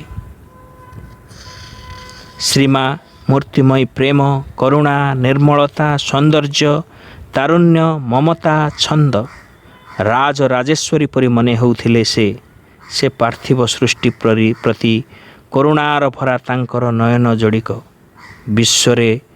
ବିଶ୍ୱର ଜନନୀ ସେ ଶ୍ରୀ ଅରବିନ୍ଦଙ୍କ ଶକ୍ତି। ବିଶେଷ ତାତ୍ପର୍ଯ୍ୟପୂର୍ଣ୍ଣ ଏହି ଦିବସ, କାରଣ ବିବର୍ତ୍ତନର ଅଧିଷ୍ଠାତ୍ରା ପରମ ଆନନ୍ଦମୟ ଶ୍ରୀକୃଷ୍ଣ ଏହି ଦିବସରେ ଅବତରଣ କରି ଆସିଲେ ଶରୀର ଚେତନାକୁ। ଏହି ଦିବସରେ ଶ୍ରୀ ଅରବିନ୍ଦ ଧାରଣ କଲେ ପରମ ଦେବତ୍ୱ। ଶ୍ରୀମାଙ୍କ ମସ୍ତକର କେତେ ଇଞ୍ଚ ଉପରେ ଶ୍ରୀ ଅରବିନ୍ଦ ରଖିଲେ ତାଙ୍କର ବାମ ହସ୍ତ, ଆଉ ଦକ୍ଷିଣ ହସ୍ତରେ ଆଶୀର୍ବାଦ କଲେ ସମବେତ ଭକ୍ତବୃନ୍ଦଙ୍କୁ, ଯେଉଁମାନେ ତାଙ୍କୁ ଓ ଶ୍ରୀମାଙ୍କୁ ଆସି ଜଣ ଜଣ କରି ପ୍ରଣାମ କଲେ। କେହି ଏକାଧିକ ଥର ପ୍ରଣାମ କଲେ। କେହି ପଦୁଟିଏ ବି କହିଲା ନାହିଁ, ସାମାନ୍ୟ ଶବ୍ଦ ବି କଲା ନାହିଁ। ଶ୍ରୀମା ଶ୍ରୀ ଅରବିନ୍ଦ ମଧ୍ୟ କିଛି କହିଲେ ନାହିଁ। ଗଭୀର ସ୍ତବ୍ଧତା, ଶାନ୍ତି, ଆନନ୍ଦର ସହିତ ପରିବେଶ ପୂର୍ଣ୍ଣ ଅଖଣ୍ଡ ନୀରବତା ମଧ୍ୟରେ ସମ୍ପନ୍ନ ହେଲା ଏହି ଅନୁଷ୍ଠାନ। ପ୍ରାୟ ଅଧଘଣ୍ଟା ପରେ ଶ୍ରୀ ଅରବିନ୍ଦ ଶ୍ରୀମା ଭିତରକୁ ଚାଲିଗଲେ। କିଛି ସମୟ ପରେ ଦତ୍ତା ପ୍ରେରଣାଦୀପ୍ତ କଣ୍ଠରେ କହିଲେ, ମୃତ୍ୟୁ, ଜରା, ରୋଗ, ଆହାର, ନିଦ୍ରା ପ୍ରଭୃତି ସବୁକିଛି ହିଁ ଜୟ କରିଛନ୍ତି ଗୁରୁଦେବ। ସେହିପରି କେହି ଯେପରି ମନ୍ତ୍ର ଉଚ୍ଚାରଣ କରି ଆମକୁ ତନ୍ମୟ କରିଦେଲା। ବେଶ କିଛି କ୍ଷଣ ଆମେ ବସି ରହିଲୁ ସ୍ଥିର ଅଚଳ ହୋଇ। ମନେ ହେଲା ଆମେ ଯେପରି ଆସି ସ୍ୱର୍ଗ ରାଜ୍ୟରେ ପହଞ୍ଚି ଯାଇଛୁ। ତାପରେ ଜଣ ଜଣ କରି ଆମେ ତଳକୁ ଓହ୍ଲାଇଲୁ। ମୁଁ ଯାଇ ବାରିନ୍ଦାଙ୍କୁ କହିଲି ଯେ ଶ୍ରୀମାଙ୍କ ସହ ଥରେ ଦେଖା କରିବା ମୋର ବିଶେଷ ଦରକାର, କାରଣ ଶକ୍ତିର ଚାପ ମୋ ପାଇଁ ଖୁବ୍ ବେଶୀ ମନେ ହେଉଥିଲା, ମୋର ସହ୍ୟ ଶକ୍ତିର ଅତୀତ। ରାତି 9ଟାରେ ପ୍ରାୟ ଶ୍ରୀମା ମୋତେ ଦର୍ଶନ ଦେଲେ। ତାଙ୍କୁ ପ୍ରଣାମ କରି ମୁଁ ସ୍ପଷ୍ଟ ଭାବରେ ମୋ ସୁବିଧା ବିଷୟ କହିଲି। ସେ ମୋତେ ଭରସା ଦେଲେ ଯେ ସବୁ ଠିକ୍ ହୋଇଯିବ ଏବଂ ଆଶୀର୍ବାଦ କଲେ। ତାପରେ ପ୍ରତିଦିନ ପରି ମା ସୁପ୍ ବିତରଣ କଲେ। ତ ଏଇଟା ଗଲା ଶ୍ରୀ ଅରବିନ୍ଦଙ୍କ ଅଧିମାନସ ସିଦ୍ଧି ସମ୍ପର୍କରେ। ତାପରେ ଯେଉଁ ପରବର୍ତ୍ତୀ ଆମ୍ଭମାନଙ୍କର ଯେଉଁ ବିଷୟବସ୍ତୁ ଅଛି, ଶ୍ରୀ ଅରବିନ୍ଦଙ୍କ ଅତିମାନସ ସିଦ୍ଧି, ସେ ବିଷୟରେ ମା 1930 ଏବଂ 31 ମସିହା ବେଳକୁ ଦୁଇଟି ମନ୍ତବ୍ୟ ଦେଇଛନ୍ତି। ମା କହୁଛନ୍ତି, ଶ୍ରୀ ଅରବିନ୍ଦଙ୍କ କାର୍ଯ୍ୟ ହେଲା ଏକ ଅଦ୍ୱିତୀୟ ପାର୍ଥିବ ରୂପାନ୍ତର। ମନର ଊର୍ଦ୍ଧ୍ୱରେ କେତେକ ସଚେତନ ସତ୍ତାର ସ୍ତର ରହିଛି। ସେଗୁଡ଼ିକ ମଧ୍ୟରେ ପ୍ରକୃତ ଦିବ୍ୟ ଜଗତ ହେଲା ଶ୍ରୀ ଅରବିନ୍ଦଙ୍କ ଭାଷାରେ ଅତିମାନସ, ସତ୍ୟର ଜଗତ। ଅତିମାନସ ଚେତନା ଓ ଶକ୍ତିର ପ୍ରତ୍ୟକ୍ଷ ଅବତରଣ ଦ୍ୱାରା ହିଁ କେବଳ ଜୀବନ ଆଧ୍ୟାତ୍ମିକ ତତ୍ତ୍ୱରେ ପୁନର୍ଗଠିତ ହୋଇପାରେ। ଆମ ହସ୍ତରେ ଥିବା କାର୍ଯ୍ୟର ପରିଣତି ସମ୍ପର୍କରେ ସନ୍ଦେହର ଛାୟା ମଧ୍ୟ ନାହିଁ। ଏହା କେବଳ ଏକ ପରୀକ୍ଷା ନୁହେଁ, ମାତ୍ର ଅତିମାନସ ଆବିର୍ଭାବ ଅନିବାର୍ଯ୍ୟ। ଯେତେବେଳେ ଶ୍ରୀ ଅରବିନ୍ଦଙ୍କୁ ପ୍ରଥମ ଥର ପାଇଁ ମୁଁ ପଣ୍ଡିଚେରୀରେ ସାକ୍ଷାତ କଲି, ମୁଁ ଗଭୀର ଅଭିନିବିଷ୍ଟ ଥିଲି। ଅତିମାନସ ବିଷୟରେ ଆଜି ଦେଖୁଥିଲି। ସେହି ସମସ୍ତ ବିଷୟ ଯେଉଁଗୁଡ଼ିକୁ କି ହେବାର ଥିଲା, କିନ୍ତୁ କୌଣସି କାରଣବଶତଃ ସେଗୁଡ଼ିକ ପ୍ରକଟିତ ହେଉନଥିଲା। ମୁଁ ଦେଖିଥିବା ସମସ୍ତ ବିଷୟ ଶ୍ରୀ ଅରବିନ୍ଦଙ୍କୁ କହିଲି ଓ ତାଙ୍କୁ ପଚାରିଲି ଯେ ସେ ସମସ୍ତ ପ୍ରକଟିତ ହେବ କି ନାହିଁ। ଶ୍ରୀ ଅରବିନ୍ଦ କେବଳ କହିଲେ ହଁ। ତତ୍କ୍ଷଣାତ୍ ମୁଁ ଦେଖିଲି ଯେ ଅତିମାନସ ପୃଥିବୀ ସ୍ପର୍ଶ କଲା ଏବଂ ତାହା ବାସ୍ତବ ରୂପ ନେବାକୁ ଆରମ୍ଭ କଲା। ଯାହା ସତ୍ୟ ତାହା ଶକ୍ତି ଦ୍ୱାରା ବାସ୍ତବରେ ପରିଣତ ହେବା ମୁଁ ଏହି ପ୍ରଥମ ଥର ହିଁ ଦେଖିଲି। କ୍ରମଶଃ ଧୀରେ ଧୀରେ ଅତିମାନସ ତା'ର ପ୍ରଭାବ ପ୍ରୟୋଗ କରୁଛି। ବର୍ତ୍ତମାନ ସତ୍ତାର ଏକ ଅଂଶ ତ ଅନ୍ୟ କେତେବେଳେ ସତ୍ତାର ଅନ୍ୟ ଅଂଶ ଦିବ୍ୟତାର ସାନ୍ନିଧ୍ୟ ବା ସ୍ପର୍ଶ ପାଉଛି। କିନ୍ତୁ ଯେତେବେଳେ ଏହା ତା'ର ସକଳ ସ୍ୱୟମ୍ଭୁ ଶକ୍ତି ସହ ପ୍ରକଟିତ ହେବ, ସେତେବେଳେ ସମଗ୍ର ପ୍ରକୃତିରେ ଏକ ମୌଳିକ ଚରମ ପରିବର୍ତ୍ତନ ସାଧିତ ହେବ। ତା'ର ପୂର୍ଣ୍ଣ ବିଜୟର ମୁହୂର୍ତ୍ତ ଅଭିମୁଖେ ଆମେ ନିକଟରୁ ନିକଟତର ହେଉଛୁ। ଜଡ଼ ଯାହା କି ଦୃଶ୍ୟତଃ ସର୍ବାଧିକ ଦିବ୍ୟ, ତାହାର ରୂପାନ୍ତର ହେଲା ସର୍ବୋତ୍ତମ ବିଜୟ। ଅତିମାନସ ଶକ୍ତି ଯାହାକି ଏହି ପୃଥିବୀ ପୃଷ୍ଠରେ ରୂପ ଦିଆଯିବ, ତା'ର 4ଟି ପ୍ରଧାନ ନୈସର୍ଗିକ ଧର୍ମ ରହିଛି: ଲଘୁତା, ଉପଯୋଗ୍ୟତା, ନମନୀୟତା ଏବଂ ଉଜ୍ଜ୍ୱଳତା। ଯେତେବେଳେ ସ୍ଥୂଳ ଶରୀର ପୂର୍ଣ୍ଣ ରୂପେ ଦିବ୍ୟତାରେ ପରିଣତ ହେବ, ସେତେବେଳେ ତା ଅନୁଭବ କରିବ ଯେପରି ତାହା ପୂରାପୂରି ପବନରେ ଚାଲୁଛି। କୌଣସି ପ୍ରକାର ଗୁରୁତ୍ୱ, ତାମସ କିମ୍ବା ଅବଚେତନା ତହିଁରେ ରହିବ ନାହିଁ। ଏହାର ଉପଯୋଗ୍ୟତାର ଶକ୍ତିରେ କୌଣସି ସୀମା ରହିବ ନାହିଁ। ଏହାକୁ ଯେଉଁଭଳି ପରିସ୍ଥିତିରେ ରଖାଯାଉ ନା କାହିଁକି, ଏହା ପ୍ରୟୋଜନୀୟ ଦାବି ନିମିତ୍ତ ନିଜକୁ ଖାପ ଖୁଆଇ ପାରିବ, କାରଣ ଏହାର ପୂର୍ଣ୍ଣ ସଚେତନତା ସମସ୍ତ ତାମସ ଓ ଅସାମର୍ଥ୍ୟକୁ ଦୂର କରିବ। ସେଗୁଡ଼ିକ କି ସାଧାରଣତଃ ଆଧ୍ୟାତ୍ମିକତା ଉପରେ ଜଡ଼ର ଏକ ପ୍ରତିବନ୍ଧକ ହୋଇଥାଏ। ଯେଉଁ ବିରୋଧୀ ଶକ୍ତିରାଜି ଅତିମାନସ ଶକ୍ତିକୁ ବିଦ୍ଧ କରିବାର ପ୍ରୟାସ କରୁଛନ୍ତି, ସେଗୁଡ଼ିକୁ ବିରୋଧ କରିବାର ସାମର୍ଥ୍ୟ ଅତିମାନସିକ ନମନୀୟତା ଜଡ଼କୁ ଯୋଗାଇ ଦେବ। ଏହା ବିରୋଧୀ ଶକ୍ତିକୁ ଆକ୍ରମଣ ବିରୋଧରେ ନିସ୍ତେଜ ପ୍ରତିରୋଧ ଜଣାଇବ ନାହିଁ। ପକ୍ଷାନ୍ତରେ ଏହା ଏପରି ନମନୀୟ ହୋଇଥିବ ଯେ ବିରୋଧୀ ଶକ୍ତିକୁ ବାତିଲ କରିଦେଇ ତାକୁ ଦୂରେଇ ଯିବାକୁ ରାସ୍ତା ଛାଡ଼ିଦେବ। ଏହି ଭାବରେ ଏହା କୌଣସି ଫଳାଫଳ ଭୋଗ କରିବ ନାହିଁ। ଅତ୍ୟନ୍ତ ଭୟାନକ ଆକ୍ରମଣ ମଧ୍ୟ ଏହାକୁ ଅକ୍ଷତ ଅବସ୍ଥାରେ ଛାଡ଼ିଦେବ। ଶେଷତଃ ଜଡ଼ ଆଲୋକ ଅଭିମୁଖୀ ହେବ ଏବଂ ପ୍ରତିଟି କୋଷ ଅତିମାନସ ମହିମାରେ ଭାସ୍ୱର ହୋଇ ଉଠିବ। ସୂକ୍ଷ୍ମ ଦୃଷ୍ଟି ଉନ୍ମିଳିତ ହୋଇଥିବ। ବିକାଶପ୍ରାପ୍ତ ବ୍ୟକ୍ତିମାନେ ଯେ କେବଳ ଏହି ଉଜ୍ଜ୍ୱଳତା ପ୍ରତ୍ୟକ୍ଷ କରିପାରିବେ ତାହା ନୁହେଁ, ମାତ୍ର ସାଧାରଣ ଲୋକ ବି ତାହା ପ୍ରତ୍ୟକ୍ଷ କରିବାକୁ ସମର୍ଥ ହେବ। ପ୍ରତ୍ୟେକଙ୍କ ପାଇଁ ଏହା ହେବ ଏକ ସ୍ପଷ୍ଟ ବିଷୟ, ରୂପାନ୍ତରର ସ୍ଥାୟୀ ପ୍ରମାଣ। ଏପରିକି ସର୍ବାଧିକ ନାସ୍ତିକ ବ୍ୟକ୍ତି ମଧ୍ୟ ଏହା ନିଃସନ୍ଦେହରେ କରାଇ ପାରିବ। ପୁଣି 1931 ମସିହା ମା ସେହି ଅତିମାନସ ଅବତରଣ ସମ୍ପର୍କରେ ଗୋଟିଏ ଗୁରୁତ୍ୱପୂର୍ଣ୍ଣ ମନ୍ତବ୍ୟ ଦେଉଛନ୍ତି। ଚେତନା ହେଲା ଏକ ନିଶୁଣି ତୁଲ୍ୟ। ସେହି ନିଶୁଣିରେ ଗୋଟିଏ ପାବଚ୍ଛ ଊର୍ଦ୍ଧ୍ୱକୁ ନେଇଯିବା ଭଳି ସାମର୍ଥ୍ୟ ଥିବା ଜଣେ ମହାନ ସତ୍ତା ପ୍ରତି ଯୁଗରେ ଜନ୍ମ ନେଇଛନ୍ତି। ସେମାନେ ଚେତନାର ସେହି ସ୍ତରରେ ପହଞ୍ଚାଇଥାନ୍ତି ଯେଉଁଠିକି ସାଧାରଣ ଚେତନା ପୂର୍ବରୁ ପହଞ୍ଚି ନଥାଏ। ଭୌତିକ ଚେତନାରୁ ପୂର୍ଣ୍ଣ ରୂପେ ବାହାରି ଯାଇ ଏକ ଉଚ୍ଚ ସ୍ତର ପ୍ରାପ୍ତ ହେବା ସମ୍ଭବ, କିନ୍ତୁ ସେ କ୍ଷେତ୍ରରେ ନିଶୁଣିକୁ ଧରି ରଖାଯାଇପାରେ ନା। ଅଥଚ ବିଶ୍ୱର ମହାନ ଯୁଗଗୁଡ଼ିକରେ ସମ୍ପାଦିତ ହେଉଥିବା ମହାନ କର୍ମର ସେ ନିଶୁଣିରେ ଗୋଟିଏ ପାବଚ୍ଛ ଯୋଗ କରିବାର ସାମର୍ଥ୍ୟ ରହିଛି।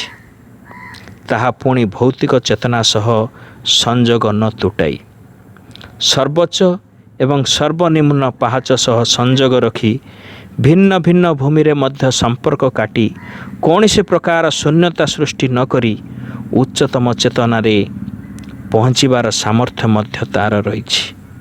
ଊର୍ଦ୍ଧ୍ୱ ନିମ୍ନ ଗତି, ଊର୍ଦ୍ଧ୍ୱ ସହ ନିମ୍ନକୁ ଯୋଗ କରିବା ହେଲା ସିଦ୍ଧିର ରହସ୍ୟ ଏବଂ ତାହା ହିଁ ହେଲା ଅବତାରଙ୍କର କର୍ମ। ପ୍ରତ୍ୟେକ ଥର ଯେତେବେଳେ ସେ ଲେଶୁଣୀରେ ଗୋଟିଏ ଅଧିକ ପାବଚ୍ଛ ଯୋଗ କରନ୍ତି, ସେତେବେଳେ ପୃଥିବୀ ପୃଷ୍ଠରେ ଏକ ନୂତନ ସୃଷ୍ଟି ସ୍ଥାନ ପାଏ। ବର୍ତ୍ତମାନ ଯେଉଁ ପାବଚ୍ଛଟି ଯୋଗ କରାଯାଉଛି, ଯାହାକୁ ଶ୍ରୀ ଅରବିନ୍ଦ ଅତିମାନସ ନାମରେ ନାମିତ କରିଛନ୍ତି, ତା ଫଳରେ ଚେତନା ଅତିମାନସ ଜଗତରେ ପ୍ରବେଶ କରିବାକୁ ସମର୍ଥ ହେବ। ମାତ୍ର ତଥାପି ତା'ର ବ୍ୟକ୍ତିଗତ ଆକାର, ତା'ର ବ୍ୟକ୍ତିତ୍ୱ ଧରି ରଖିପାରିବ ଏବଂ ତାପରେ ଏହି ପୃଥିବୀ ପୃଷ୍ଠରେ ଏକ ନୂତନ ସୃଷ୍ଟିର ପ୍ରତିଷ୍ଠା ହେବା ପାଇଁ ତାହା ଅବତରଣ କରିବ। ଏହା ନିଶ୍ଚିତ ରୂପେ ଶେଷ ସ୍ତର ନୁହେଁ। ବର୍ତ୍ତମାନ ଯେଉଁ ପାବଚ୍ଛ ଯୋଗ କରାଯାଉଛି, ଯାହାକୁ ଶ୍ରୀ ଅରବିନ୍ଦ ଅତିମାନସ ନାମରେ ନାମିତ କରିଛନ୍ତି, ତା ଫଳରେ ଚେତନା ଅତିମାନସ ଜଗତରେ ପ୍ରବେଶ କରିବାକୁ ସମର୍ଥ ହେବ।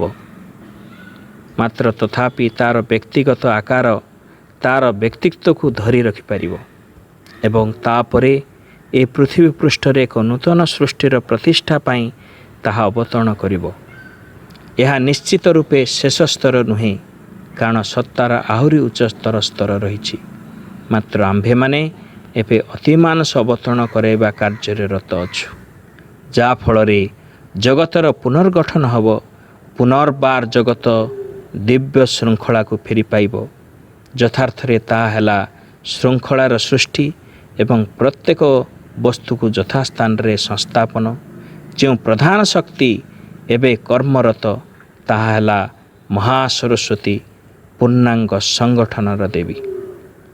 ଏହି ଅବିଚ୍ଛିନ୍ନତା ଲାଭ, ଯଦ୍ୱାରା ଊର୍ଦ୍ଧ୍ୱ ଓ ନିମ୍ନକୁ ସ୍ପର୍ଶ କରି ହୁଏ ଏବଂ ଊର୍ଦ୍ଧ୍ୱ ଶକ୍ତିକୁ ଭୌତିକ ସ୍ତରକୁ ଆଣି ହୁଏ, ତାହା ଚେତନା ମଧ୍ୟରେ ହିଁ ସମ୍ପାଦିତ ହୁଏ। ଅବତାର ଯେ କି ଏହା କରିବା ପାଇଁ ଉଦ୍ଦିଷ୍ଟ, କାରାଗାର ଭିତରେ ଆବଦ୍ଧ ହୋଇ ରହିଲେ ମଧ୍ୟ, କାହାରି ସହ ସାକ୍ଷାତ ନ କଲେ ମଧ୍ୟ, କେବେ ବି ବାହାରକୁ ନ ବାହାରିଲେ ମଧ୍ୟ ତାଙ୍କ କର୍ମ ସମ୍ପାଦନ କରିପାରିବେ। କାରଣ ଏହି କର୍ମ ହେଲା ଚେତନା ମଧ୍ୟରେ କର୍ମ, ଅତିମାନସ ଏବଂ ଭୌତିକ ସତ୍ତା ମଧ୍ୟରେ ସଂଯୋଗର କର୍ମ। ତାଙ୍କର ସ୍ୱୀକୃତ ହେବାର ଆବଶ୍ୟକତା ନାହିଁ। ଚେତନାର ଏହି ସଂଯୋଗ ସ୍ଥାପନ ନିମିତ୍ତ ତାଙ୍କର ବାହ୍ୟ କ୍ଷମତା ରହିବାର ଆବଶ୍ୟକତା ନାହିଁ। ସେହି ସଂଯୋଗ ଥରେ ସ୍ଥାପନ ହୋଇଗଲେ ଏକ ନୂତନ ସୃଷ୍ଟି ବାହ୍ୟ ଜଗତର ତା'ର ଫଳାଫଳ ଦେଖାଦେବ। ଏହା ଆରମ୍ଭ ହେବ ଏକ ଆଦର୍ଶ ସହର ରୂପେ, ଶେଷ ହେବ ଏକ ପୂର୍ଣ୍ଣାଙ୍ଗ ଜଗତ ରୂପେ। ଆମ୍ଭେମାନେ ସମସ୍ତେ ଜାଣିଛୁ ଏବଂ ଆମ ପାଖେ ସମୟଟି ଅତି କମ୍, ତେଣୁ ଆମେ ସେଇ ଦିନ ଆଡ଼କୁ ଯିବା ଯେଉଁଦିନ ପ୍ରତ୍ୟେକ ଦର୍ଶନାର୍ଥୀ ସେଇ ଅତିମାନସରେ ଦୀପ୍ତ ଆଲୋକକୁ ଦେଖିପାରିଥିଲେ।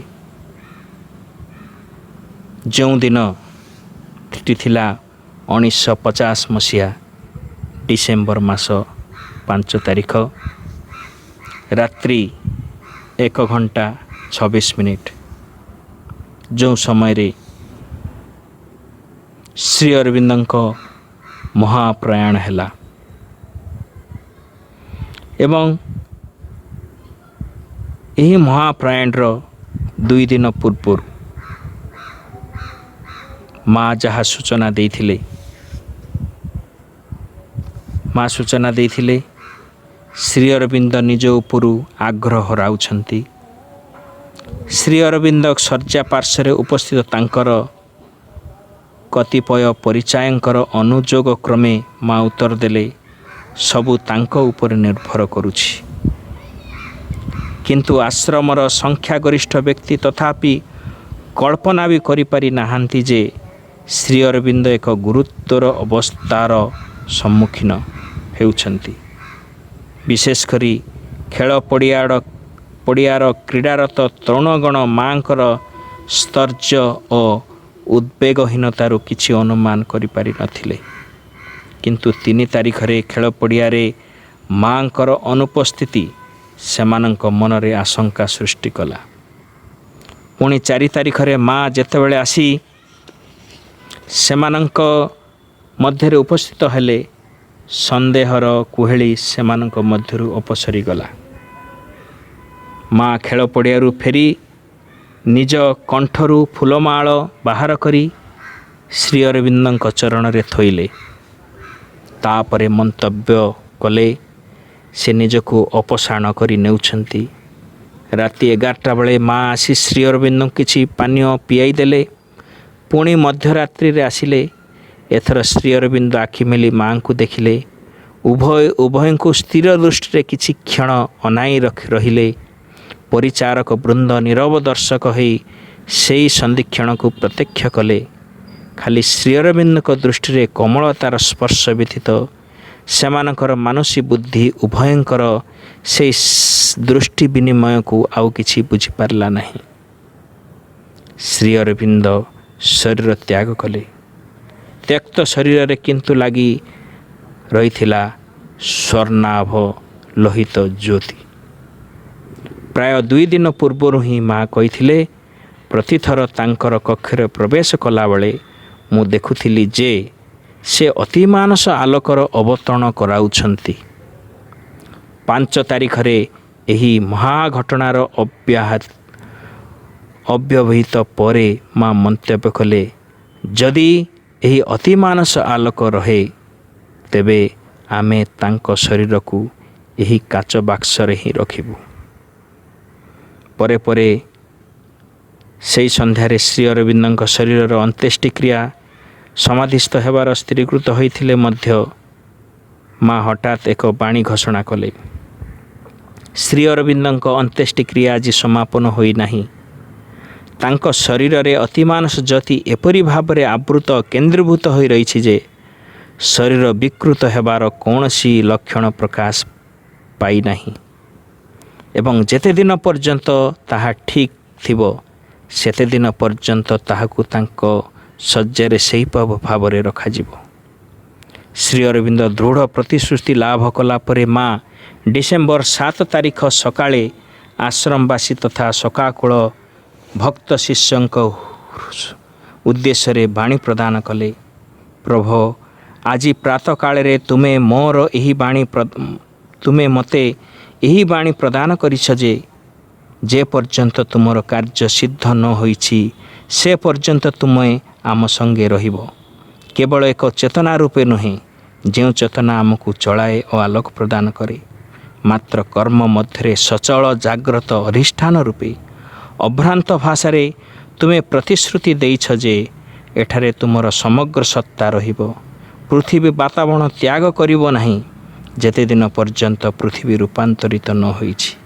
ପ୍ରଭୁ, ଏହା ହିଁ ହେଉ ଯେପରି ଆମେ ତୁମର ଏହି ଅପୂର୍ବ ଜାଗ୍ରତ ଅଧିଷ୍ଠାନର ଯୋଗ୍ୟ ହୋଇପାରୁ ଏବଂ ଯେପରି ଆଜିଠାରୁ ଆମେ ସମସ୍ତ ଅବୟବ ଏହି ଏକମାତ୍ର ସଂକଳ୍ପ ଉପରେ ଅବିନିବିଷ୍ଟ ହୁଏ, ଯାହାଫଳରେ ଆମ୍ଭେମାନେ ତୁମର ମହାନ କର୍ମର ସିଦ୍ଧିରେ ନିତ୍ୟ ଅଧିକ ପୂର୍ଣ୍ଣ ଭାବରେ ଆପଣାକୁ ଉତ୍ସର୍ଗ କରିପାରୁ। ଶରୀରର ପୁନର୍ଗ୍ରହଣ ପାଇଁ ପ୍ରାର୍ଥନାର ଉତ୍ତରରେ ଡିସେମ୍ବର 8 ତାରିଖରେ ଶ୍ରୀ ଅରବିନ୍ଦ ମାଙ୍କୁ ଜଣାନ୍ତି, ମୁଁ ଏହି ଶରୀରକୁ ଜାଣିଶୁଣି ପରିତ୍ୟାଗ କରିଛି। ମୁଁ ଏହାକୁ ପୁନର୍ବାର ଗ୍ରହଣ କରିବି। ଅତିମାନସ ଧାରାରେ ଗଠିତ ସର୍ବପ୍ରଥମ ଅତିମାନସ ଶରୀରରେ ମୁଁ ନିଶ୍ଚୟ ଆବିର୍ଭାତ ହେବି। ଶ୍ରୀ ଅରବିନ୍ଦଙ୍କ ଶରୀର ତ୍ୟାଗର ଗୂଢ଼ କାରଣ କ'ଣ? ଏହି ମହାଘଟଣାରେ ବିସ୍ମୟ ବିମୂଢ଼ ଭକ୍ତ ଶିଷ୍ୟଙ୍କୁ ପୁଣି ଏକ ବାଣୀ ମା ସେହିଦିନ ପ୍ରଦାନ କରନ୍ତି। ଶ୍ରୀ ଅରବିନ୍ଦ ତାଙ୍କ ନିଜ ଶରୀର ସମ୍ବନ୍ଧରେ ଯେଉଁ ସିଦ୍ଧାନ୍ତ ଗ୍ରହଣ କରିଛନ୍ତି ସେଥିପାଇଁ ବହୁ ଭାବରେ ଦାୟୀ ଏହି ପୃଥିବୀ ଏବଂ ମନୁଷ୍ୟର ଗ୍ରହଣଶୀଳତାର ଅଭାବ। କିନ୍ତୁ ଗୋଟିଏ କଥା ନିଶ୍ଚିତ, ଭୌତିକ ସ୍ତରରେ ଯାହା ଘଟିଅଛି ତାହା ତାଙ୍କ ଶିକ୍ଷାବଳୀର ସତ୍ୟକୁ କୌଣସି ମତେ ବ୍ୟାହତ କରୁନାହିଁ। ସେ ଯାହା ସବୁ କହିଅଛନ୍ତି ସେ ସମସ୍ତ ସମ୍ପୂର୍ଣ୍ଣ ସତ୍ୟ ଏବଂ ସତ୍ୟ ହିଁ ରହିବ। ସମସ୍ତ ସମୟ ଓ ଘଟଣାର ସ୍ରୋତ ତାହା ବ୍ୟାପକ ଭାବରେ ପ୍ରମାଣ କରିବ। ଏବଂ ସେଇ ଡିସେମ୍ବର 9 ତାରିଖରେ ସେହି ସେବାବୃକ୍ଷ ମୂଳରେ ମହାସମାଧିସ୍ଥ ତାଙ୍କୁ କରାଗଲା ଏବଂ ସେ ଆମକୁ ପ୍ରତିଶ୍ରୁତି ଦେଇଛନ୍ତି, ପ୍ରଥମ ଅତିମାନବିକ ଶରୀର ନେଇ ସେ ପୁଣି ଥରେ ଆମ ପାଖରେ ଆସିବେ। ବର୍ତ୍ତମାନ ମଧ୍ୟ ଏହି ପୃଥିବୀର ଚେତନାକୁ ସେ ଛାଡ଼ିକି ଯାଇନାହାନ୍ତି। ତେଣୁ ମାଆଙ୍କର ଗୋଟେ ବାଣୀ ଅଛି, ଜଣେ ଯଦି ସେଇ ଜାଗାକୁ ଯାଇପାରିବ ତାହେଲେ ବର୍ତ୍ତମାନ ମଧ୍ୟ ଶ୍ରୀ ଅରବିନ୍ଦଙ୍କୁ ଜଣେ ସାକ୍ଷାତ କରିପାରିବ। ତେଣୁ ଆଜି ତ ସମୟ ହୋଇଯାଇଛି, ଆମ ଆଲୋଚନାଟିକୁ ଏଇଠି ରଖିବା। ବନ୍ଦେ ମାତରମ୍। ଧନ୍ୟବାଦ ଭାଇ, ବହୁତ ସୁନ୍ଦର। ପ୍ରଭୁଙ୍କର ସେଇ ଅତି ମାନସ ଶକ୍ତି ଉତାରି ଆସିଛି ଆମ ମାନଙ୍କର ହୃଦୟରେ, କିଛି କିଛି ସ୍ଥାନ ପାଇଛି। ପ୍ରଭୁଙ୍କର ସେଇ ଶକ୍ତି ପରିପ୍ଲାବିତ ହୋଇଛି। ଭାଇଙ୍କର ଆଲୋଚନା ଦୀର୍ଘ ସମୟ ଧରି ଆମେ ସେଇ ମନ୍ତ୍ରମୟୀ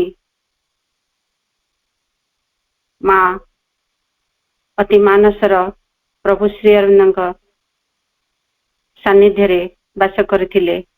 ଆମକୁ ସେ ଏପରି ଭାବେ ଆଲୋଚନା ଦ୍ୱାରା ଆକର୍ଷିତ କରି ରଖିଥିଲେ, ସତରେ ପ୍ରଭୁ ଆମ ପାଖରେ, ଆମେ ତାଙ୍କ ସାନ୍ନିଧ୍ୟରେ ଅଛୁ। ବହୁତ ବହୁତ ସୁନ୍ଦର ଆଲୋଚନା ଥିଲା, ହୃଦୟରୁ କୃତଜ୍ଞତା ଜଣାଉଛି।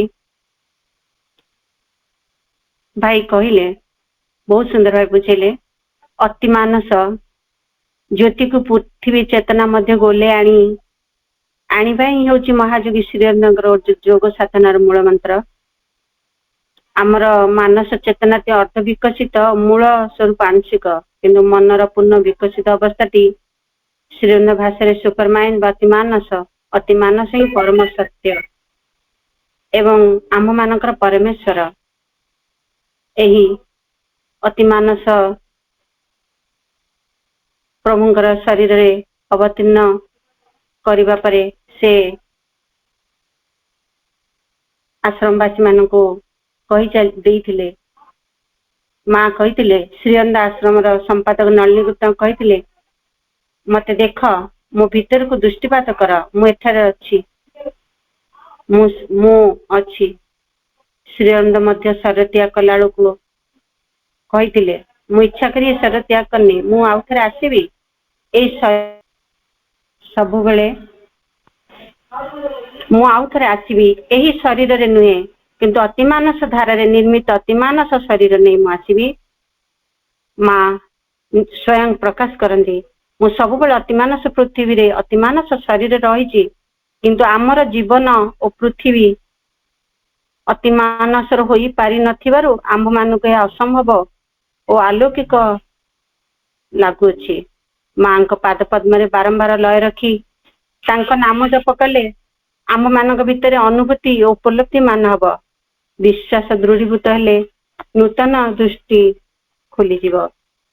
ପରିଶେଷରେ ପ୍ରଭୁଙ୍କର ଏଇ ହେ ସତ୍ୟ ଦ୍ରଷ୍ଟା ଋଷି କବି ଶ୍ରୀ ଅରବିନ୍ଦ ଜାତି ଧର୍ମ ବର୍ଣ୍ଣ ବୟସ ନିର୍ବିଶେଷରେ ମାତୃ କାର୍ଯ୍ୟରେ ନିୟୋଜିତ ଅପା ଭାଇ ମାନଙ୍କ ବନ୍ଧୁ ସହଚର ଏବଂ ଗୁରୁ ଓ ଆଦେଶ ଯାତ୍ରୀ କେବଳ ପ୍ରଭୁ ଶ୍ରୀ ମା ଶ୍ରୀ ଅରବିନ୍ଦ, ସେ ହିଁ ଏକମାତ୍ର ସୂର୍ଯ୍ୟ, ଆମେ ମାନେ ସୂର୍ଯ୍ୟମୁଖୀ ଫୁଲ। ମାଙ୍କର ପ୍ରଭୁଙ୍କର ଇଚ୍ଛାକୁ ଆମ ମାନଙ୍କର ଦୈନନ୍ଦିନ ଜୀବନରେ ପ୍ରତିଫଳିତ ହେବାର ଆସ୍ପୃହା ରଖି ଭଗବତ ଜୀବନ ପ୍ରାପ୍ତିର ଲକ୍ଷ୍ୟ ସାଧନ ଓ ସଫଳତା ସକାଶେ ତାଙ୍କୁ ହିଁ ଚାହିଁବା ପଥରେ ରହିବା। ତୁମରି ବିଜୟ ହେଉ ପ୍ରଭୁ କରୁଣାମୟୀ। ହେ କାଳଜୟୀ ଶାଶ୍ୱତ ଚେତନା ଶ୍ରୀ ଅରବିନ୍ଦ, ବିହିରାଗତ ସ୍ୱାର୍ଥ ଅହଂ କାମ ଗର୍ବ ଅଜ୍ଞାନ ଦ୍ୱାରା ଅଧିକୃତ ପ୍ରାଣିକ ମାନସିକ ଶାରୀରିକ ଚେତନା ରାଜ୍ୟକୁ ସ୍ୱାଧୀନ କରି ଦିବ୍ୟ ଜ୍ୟୋତି ଶକ୍ତି ଓ ଆନନ୍ଦର ପ୍ରତୀକ ଚୈତ୍ୟ ପୁରୁଷ ହୃଦୟର ସିଂହାସନ ରୂଢ କରିବାର ଦୃଢ ଆସ୍ପୃହ ଆଚରଣରେ ଆନ୍ତରିକ ଭାବେ ପ୍ରକାଶିତ ହେବାର ଅଭିପ୍ସା ତୁମରି ଇଚ୍ଛା ମୁତାବକ ହେଉ, ଏହା ହିଁ ଆମ ମାନଙ୍କର ପ୍ରାର୍ଥନା। ସନଲିଟ ପାଥରେ ଉପସ୍ଥିତ ସମସ୍ତ ଅପା ଭାଇଙ୍କ ହୃଦୟରୁ କୃତଜ୍ଞତା। ଅପା ଭାଇଙ୍କ ତରଫରୁ ମୋ ଭାଇଙ୍କ ପାଖରେ କୃତଜ୍ଞତା ଜଣାଉଛି। ପରମ ପ୍ରଭୁ ଶ୍ରୀ ଅରବିନ୍ଦ କରୁଣାମୟୀ ପାଦ ପଦ୍ମରେ କୋଟି କୋଟି ପ୍ରଣାମ। ଆଜିର ପାଠଚକ୍ରର ସମୟ ଉପସ୍ଥିତ ହେଇଛି, ଆମେ ବର୍ତ୍ତମାନ ପାଠଚକ୍ରକୁ ସ୍ଥଗିତ ରଖିବା।